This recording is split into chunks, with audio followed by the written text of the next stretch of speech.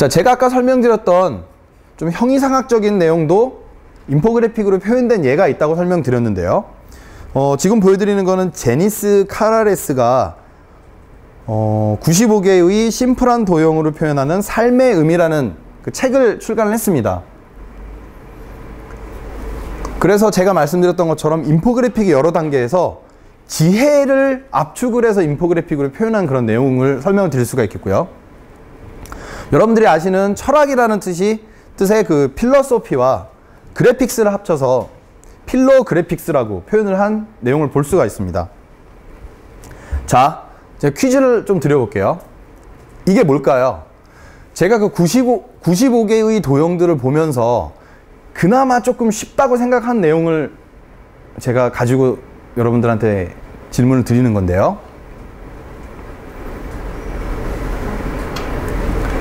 뭘까요? 이건 자본주의입니다. 달러가 옆으로 누워있죠. 최근의 상황을 좀 표현하는 것 같아요. 자본주의가 더 이상 성장 못하고 침체기에 들어가고 있고 전 세계적으로 이제 디플레로 들어가고 있고 뭐 그런 부분들을 표현한 것 같습니다. 자, 이건 뭘까요? 주의 중에 하나입니다. 이것도 무슨 주의, 무슨 즘 중에 하나예요. 자, 얘는 허무주의예요. 허무주의. X를 거버리는 거죠. 그렇게 해서 뭐해? 반응이 너무 없으시네요. 자, 그럼 이거는 아시겠죠? 커피. 정답입니다. 박수. 오, 진짜 반응이 없으시네요. 자, 커피를 여러분들이 혹은 음식과 관련된 이런 요리책들 같은 거 보면은 굉장히 어렵게 사실 표현이 되어 있어요. 소금 한 숟갈, 한 스푼. 혹은 어떤 건 적절이라고 써 있는 것도 있습니다. 그쵸? 일일이 디테일하게 설명이 되어 있지는 않지만은 한 잔을 기준으로 볼 때 에스프레소 원액은 얼마만큼 넣어야 될지, 우유는 얼마만큼 넣어야 될지, 이게 스팀드 밀크, 그 다음에 뭐 다른 물이나 다른 그런 뭐라고 해야 되죠? 원료들은 얼마만큼 넣어야 되는지를 직관적으로 보여주는 거죠. 인포그래픽의 목적이 정보 전달이잖아요. 얘를 실제 사진을 놓고 막 이만큼의 양이 들어가야 되고 막 그렇게 글자로 다 표현하는 게 아니라 즉시 이 구성이 이렇게 되어 있구나. 내가 먹던 게 이런 구조로 되어 있구나. 아메리카노를 좋아한다. 아메리카노는 대부분은 물이고 에스프레소 원액이 들어가는구나. 이런 부분들을 바로 파악할 수가 있는 거죠. 컵이라는 의미, 그 다음에 커피, 따끈따끈한 김이 이렇게 올라오는 모습이 표현되어 있죠. 이런 부분들을 통해서 여러분들이 보시자마자 바로 커피라고 이제 말씀하실 수가 있는 거죠. 그런 게 되게 중요합니다. 이 정보가 도대체 뭘 가지고 있고 보는 사람이 어떤 정보까지 가져가게 하는지. 만약에 여기서 여러분들 욕심을 조금 더 부리면 여기에 용량 같은 것도 표시를 할 수가 있겠죠. 근데 이 작업을 한 로레시 다카라는 분은 그러한 요소들을 다 빼고 대략적인 정보만 이제 전달하는 걸 목적으로 잡았던 거죠. 국내에도 커피숍, 개인이 하는 커피숍에 이 포스터 생각보다 많이 붙어 있어요. 되게 의미 있는 그런 내용이고요. 제가 여지껏 설명을 드렸던 얘기를 이제는 조금 정의를 드리겠습니다. 인포그래픽은요, 이야기나 개념을 한눈에 보여주는 그림이다라고 마크 스미시 클라크가 정의를 했습니다. 수치나 통계, 개념 등을 시각화를 해서 어려운 부분도 쉽게 전달할 수 있게끔, 중요한 게 저거죠. 한눈에 보여주는 그림이다. 인포그래픽도 사실은 표현하는 사람마다 좀 다양하게 표현을 할 수가 있습니다. 이야기나 개념을 한눈에 보여주는 그림, 그쵸? 인포그래픽이라는 용어 자체도 한번 살펴보겠습니다. 다들 아시리라고 생각을 하지만 인포그래픽스는 인포메이션에서 이 뒤에 부분을 빼고요. 그래픽스를 붙인 단어입니다. 정보를 뜻하는 인포메이션의 앞글자와 시각 정보를 나타내는 그래픽스가 합쳐져서 만든 것이고요. 그 의미는 정보의 시각적 표현으로 제가 설명을 드릴 수가 있겠습니다. 중요한 거는 전달하고자 하는 메시지를 효과적이고 간결하게 전달한다라는 게 사전적 정의입니다. 지금 여기에 나와 있는 내용은 4년적 정의입니다. 데이터와 디자인을 접목해서 이미지로 표현하고 메시지가 들어가 있지만 효과적이고 간결하게 전달. 그쵸? 자, 이런저런 사례들을 다 모아서 제가 정의를 내린 내용은 다음과 같습니다. 일단은 제작자가 있어야 되고요. 제작자의 의도가 있어야 됩니다. 대상도 고려를 해야 되고요. 그 다음에 이거를 효과적으로 전달하기 위해서 어떤 시각적 이미지를 사용할지를 고민을 해야 됩니다. 그리고 이 인포그래픽의 목적이요, 커뮤니케이션입니다. 최종적으로 제일 중요한 게 커뮤니케이션이에요. 여러분들이 만든 인포그래픽이 모든 사용자한테 다 통용되면 좋겠지만 그러지 못할 수도 있어요. 그렇지만 적어도 사용자를, 여러분들이 대상을 딱 지정을 하고 그 대상만이라도 이해할 수 있게끔이라고 한다고 하면 목적은 달성할 수 있다고 봅니다. 여기에 한 가지 더 덧붙이자고 하면은 매체가 또 들어갈 수가 있겠네요. 어떤 매체에 할 건지에 대해서 표현되는 방식이 완전 달라지는 거죠. 여러분도 아시는 것처럼 웹과 모바일은 또 표현하는 방식이 완전 달라질 수밖에 없고요. 웹은 좀 펼쳐서 보여줄 수가 있고, 그렇지만은 디테일한 정보가 들어가면은 보기가 굉장히 불편합니다. 인쇄물은 여러분들이 가지고 다닐 수도 있고요. 펼쳐놓고서 장시간 볼 수도 있고, 필요하면은 가까이 봐도 해상도 자체가 잘 나오죠. 그쵸? 모바일은 어떨까요? 가로로 펴져 있는 거 보기 정말 힘든 게 모바일입니다.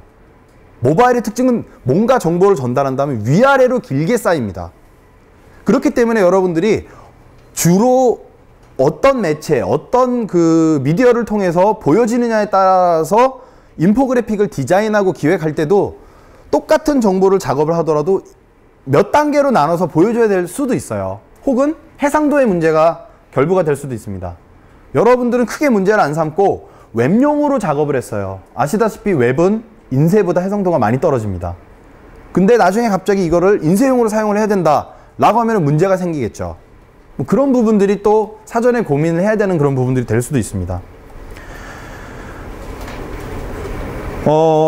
그래서 앞에 설명드렸던 것처럼 인포그래픽스라는 용어가 통용적이긴 합니다만, 저는 만약에 제가 정의한 내용을 영어로 표현한다라고 하면 조금 긴데요. 비주얼 인포 커뮤니케이션 디자인이라고 설명을 할 수가 있겠습니다. 근데 너무 길면은 힘들죠. 서로 말하는 사람도 힘들고 듣는 사람도 힘들고. 그래서 인포그래픽으로 통용이 된 것 같고요. 그래서 한글로 하면 시각정보 디자인이나 시각정보 커뮤니케이션 디자인으로 설명을 드릴 수가 있겠고요. 말씀드렸던 것처럼 대상과 목적성, 뭐 시각 이미지, 커뮤니케이션 이런 요소들이 필수 요소가 되겠고, 이를 통해서 사용자들이 데이터를 재해석을 해서 패턴과 흐름, 구조를 볼 수 있게 하는 작업을 인포그래픽 작업이라고 설명을 할 수가 있겠습니다. 자, 이렇게 장시간 제가 설명을 드렸는데요. 인포그래픽이 특히 모바일에서 어떠한 의미를 가지는지에 대해서도 간단하게 설명을 좀 드릴 수 있도록 하겠습니다. 2013년 10월에 애플의 현재 CEO인 팀 쿡이 나와서 애플 앱스토어에는 100만 개의 앱이 있다라고 얘기를 했습니다. 2013년 6월만 하더라도요, 80만 개였어요. 그 사이에 20만 개가 더 늘었습니다. 무섭죠? 근데 더 무서운 게 뭐냐면, 애플의 개발자 계정은 1년에 한 번 돈을 내서 갱신을 해야 됩니다. 약 11만 원에 가까운 돈을 내서 개발자 계정을 유지를 해야지만 개발자 계정이 살아있어요. 개발자 계정을 여러분들이 돈을 안 내고 뭐라고 해야 되죠? 갱신을 안 하는 순간 여러분들이 등록한 앱이 다 사라집니다. 앱스토어에서. 순식간에 다 내려져요. 무슨 얘기인지 아시겠죠? 실제로 액티브한 앱이 100만 개가 있는 게 미국 애플 앱스토어예요. 무시무시한 내용입니다. 상대적으로 구글의 앱마켓인 구글 플레이에서도 우리도 이 정도의 앱이 있다라고 얘기를 하지만 조금 다르죠. 구글 같은 경우에는 심사 제도가 없고요. 한번 개발자 계정을 구입하면 평생 갑니다. 그리고 여러분들이 내리지 않는 이상 앱이 그냥 남아 있어요. 버려둬도 방치가 되어 있습니다. 그런 여러 가지 상황들 여러분들이 고려하면서 모바일 앱에 뛰어들어야 되는데, 말씀드린 것처럼 굉장히 레드오션이죠. 레드오션으로 얘기를 하니까는 이제 좀 어떻게 보면은 순화돼서 들린 거라고 생각하고요. 한국어로 번역하면 피바다예요. 이제 느낌 막 정확하게 오시죠? 북한에서 나오는 그런 표현 같죠? 피바다. 피대서양. 그만할게요. 그래서 실제적으로 정보가 굉장히 과다하고 경쟁 앱도 과다하지만 모바일 분야는 앞으로도 굉장히 성장 가능성이 많은 분야라고 굉장히 얘기들을 많이 하고 있습니다. 여러분들이 잘 아시는 그 마케팅 그룹인 맥킨지나 그런 이런 데이터 같은 트렌드를 분석하는 그 가트너 기관에서도 적어도 앞으로 한 10년에서 20년까지는 최소 투입으로 최대한의 수익을 얻어낼 수 있는 유일한 분야는 모바일이라고 얘기를 했습니다. 의미심장한 얘기죠. 왜냐하면 하도 변화가 격변이 되다 보니까 그런 경영 컨설팅을 하거나 마케팅 컨설팅을 하는 이런 곳에서도 클라이언트들이 계속 물어보겠죠. 우리의 다음 성장은 어디로 가야 될까요? 세계의 전망은 어떨까요? 저는 이렇게 간단하게 심플하게 설명을 드렸지만, 그곳은 말 그대로 그런 트렌드를 정확하게 캐치하는 거로 수백억 원의 돈을 투입을 한 걸로 알고 있습니다. 거기에서 얻어진 결과죠. 자, 일례로 다른 얘기를 들어보면 태양광, 아직까지도요, 태양광이라고 그 얘기가 나오고 신재생이 나온 지 시간이 꽤 흘렀음에도 불구하고 앞으로도 얼마만큼의 자본이 들어가야지 나올지 몰라요. 투자 원금 회수도 지금 못하고 있다는 그런 얘기들이 굉장히 많이 나오고 있으면서 태양열 그 뭐라고 해야 되죠? 받아서 이제 전기 생산하는 그 판은 또 가격이 계속 떨어지고 있대요. 그거와 비교를 해봤었을 때 모바일 쪽은 가능성이 굉장히 많이 있다고 설명들을 하고 있습니다. 그리고 여러분들이 이렇게 경쟁이 심한 부분에서 여러분들이 뛰어든다고 하면 대부분은 벤치마킹 하죠. 여러분들이 앱을 만든다고 하면은 기존에 있던 다른 앱들을 벤치마킹을 합니다. 얘네 게 매출이 높지. 그래서 얘네 화면은 요게 재밌어. 레이아웃이 재밌어. 이 디자인이 좀 특이한데 가지고 옵니다. 그리고 여기에 있는 이런 요소는 내가 또 좋아하니까 가지고 옵니다. 그거는 시점이 과거로 향해 있는 거예요. 사용자들은요, UX가 변하고 UI가 변합니다. 마케팅 트렌드도 변합니다. 그러면 여러분들은 팔로워 이하로 지금 들어가는 거예요. 아예 시장 자체에 들어가는 걸 낮게 들어가는 겁니다. 그러면서 성공하길 바라는 거는 운을 기대하는 거랑 같습니다. 그렇다면 어떻게 차별화를 가지고 올 수 있을까 고민을 하게 됩니다. 차별화를 인포그래픽에서 가져올 수가 있습니다. 충분히. 제가 예로 몇 가지를 나중에 보여드리겠지만 실제로 미국에서 굉장히 잘 팔리고 있는 앱들 중에 몇몇 개도 인포그래픽적인 요소를 사용해 오고 있지만 잘못된 사례로 사용하는 경우도 되게 많아요. 그리고 데이터를, 굉장히 큰 빅데이터를 게임에 모으고 있어요. 사용자들이 플레이하면은 여러분들 생각지 못한 엄청난 많은 데이터들이 모입니다. 제가 이따가 설명드릴 그런 앱줄 중에서 달리기를 막 해요. 런게임 아시죠? 무조건 달려가잖아요. 그러다 보면은 캐릭터가 죽습니다. 어떨 때는 돌에 걸려 죽고요. 어떨 때는 폭탄 맞아서 죽고요. 어떨 때는 트랩에 걸려 죽고 어떨 때는 적에 부딪혀서 죽습니다. 앱에서 그걸 다 저장하고 있어요. 제가 말씀드릴 앱에서. 근데 그런 내용을 사용자가 받아들이게끔 뭔가 시각화 표현하지 않고 그냥 보여줍니다. 당신이 게임 플레이한 횟수는 몇 회, 그리고 당신이 돌에 걸려 죽은 횟수는 몇 회. 죽으면 바닥에 이렇게 굴러가요. 굴러갈 때도 몸으로 굴러가는 경우가 있고 얼굴로 이렇게 쓸려가는 경우가 있습니다. 몸으로 굴러간 게 몇 미터, 얼굴로 쓸려간 게 몇 미터. 쇼킹하죠? 근데 그냥 수치로만 보여주고 있다라는 거죠. 그런 부분도 만약에 그런 여러 가지 데이터를 모으고 있는데 그 데이터를 모은 거를 사용자가 좀 더 흥미로워하는 그런 부분들을 비교를 해준다거나 SNS적인 부분으로 엮어준다던가 그러면은 좀 더 사용자가 흥미를 느끼고, 예를 들어서 뭐 캐릭터를 이렇게 뭐 처치를 하면서 가는 게임인데 좀비 캐릭터들의 흥미를 느껴요. 나는 좀비를 막 죽였어요. 그 좀비를 1000마리를 딱 죽였는데 나는 좀비 왕이 된 거예요. 사람들이랑 비교해 봤을 때 1000마리를 죽였기 때문에 좀비 킬러 타이틀 땅! 그러면은 난 좀비 킬러. 2위는 누구지? 2위는 누구네? 그런 식의 뭐 소셜적인 부분도 충분히 재미를 느낄 만한 부분이 된다고 봐요. 근데 그런 부분들을 활용을 못하고 있다는 거죠. 인포그래픽으로 다 표현이 가능한 거예요. 왜냐하면은 데이터가 존재합니다.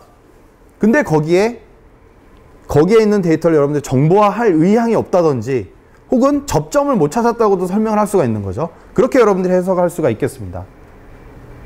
그래서 인포그래픽을 여러분들이 차별화 포인트를 부여를 충분히 할 수가 있고요.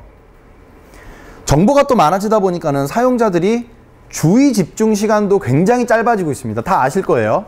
여러분들도 모바일 해보시면 아실 거예요. 굉장히 짧게 사용하고요.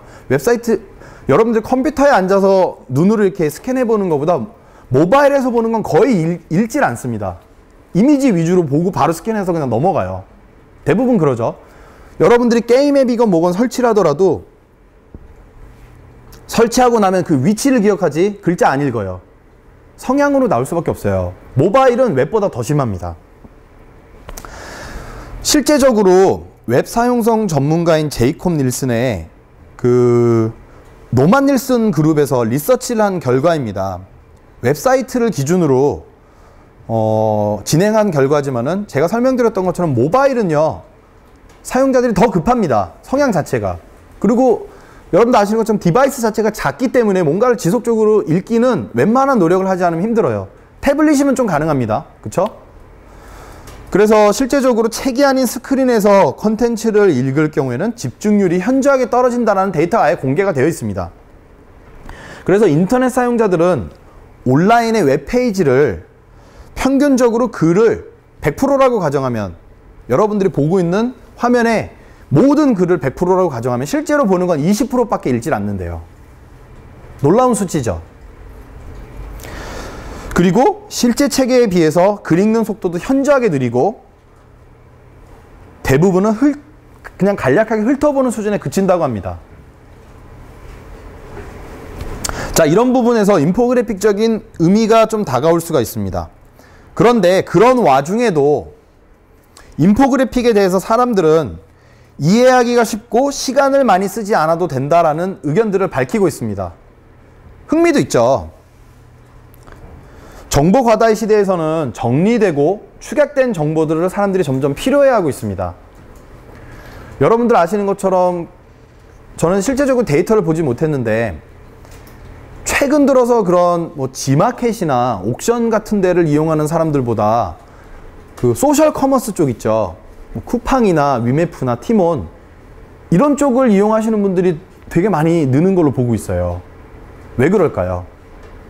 검색을 해서 내가 뭔가 찾기보다는 누가 이렇게 정보를 정리해 준 거를 보기를 원해야 하는 그런 특징들이 좀 나오고 있는 것 같고요. 모바일 쪽으로 사람들이 다니면서 실제적으로 쇼핑을 출퇴근 시간에 되게 많이 하는 거 아세요? 그러다가 보니까는 검색을 해서 뭔가 보기보다는 빨리 이미지들을 서칭해서 그 중에서 마음에 드는 걸 고르는 그런 형태로 좀 바뀌어가고 있는 거죠. 그래서 인포그래픽의 사용자가 좀 더 손쉽게 수치와 관련된 정보 등등을 이제 쉽고 빠르게 이해를 시킬 수 있는 역할을 할 수가 있고요.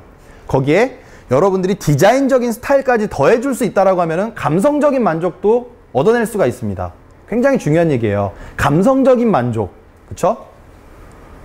이거는 데이터만으로는 전달할 수가 없어요. 인포그래픽적인 내용으로 전달할 수가 있겠고요. 오후에 여러분들이 실습을 하시면서 그런 부분들을 좀 많이 느끼실 거예요. 어떤 예제도 제가 준비를 해왔냐면 항공권을 여러분들이 모바일로 예매를 한다라고 하면은 어떠한 형태의 화면이 나올까요? 대부분은 글자로 나오고요. 모바일을 디자인하지 않으신 분들이 디자인한 듯한 느낌이 있어요. 그냥 글자로만 계속 보여줍니다. 정말 힘들어요, 모바일에서. 파악이 잘 안 돼요. 근데 제가 그걸 보여드리고 난 이후에 몇몇 좋은 솔루션들을 보여드릴 거예요. 인포그래픽적으로 굉장히 쉽게 표현을 해준 그런 내용들이 있어요. 사용자가 힌트를 드리면 항공권을 구매할 때 사용자가 진짜 중요시 여기는 가치는 과연 무엇일까에 대한 고민이 먼저 이루어지고 난 다음에 기획이 이루어지는 그런 부분들을 여러분들이 보실 수가 있는 거죠.